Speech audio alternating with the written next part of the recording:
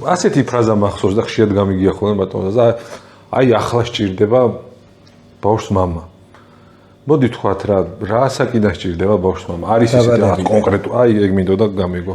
Დაბადებიდან ბევრი კვლევები აღნიშნულთან დაკავშირებით. თქვენ წარმოიდგინეთ ხა უკვე ეს პოლიგრაფიული ჩაწერები, ასეთი ხო გააქტიურებულია დღეს უკვე ტექნოლოგიები გვაძლევს მაგის საშუალებას.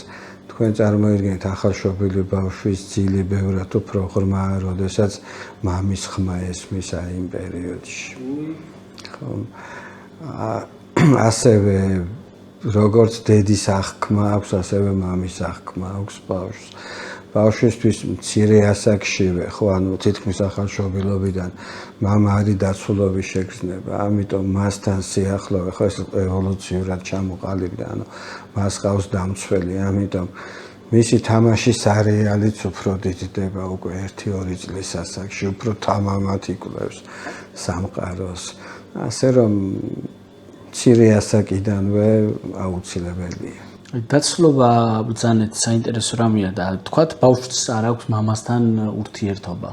გარკვეული მიზეზების გამო მიზეზებს არ დავკონკრეტდეთ. დასრულ ასაკში რამე გავლენა თუ შეიძლება მოახდინოს ამან? აუცილებლად.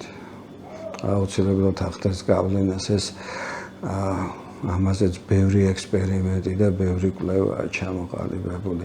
თვითონ ხა ჩვენი ბავშვობიდან მოვდივართ, ჩვენ ვართ ჩვენი გენეტიკა და ის აღზრდა რაც აღზრდაშიც გამოვიარეთ და მოვედით დღემდე. როგორც თქვით, მამა დაცულობის შეგრძნება შესაბამისად მამის გარეშე ყოფნა ნიშნავს სტრესის უფრო მწვავე დახკმას, ბევრი ნეიტრალური სიტუაციის უფრო სტრესული დამოკიდებულებით აღქმას.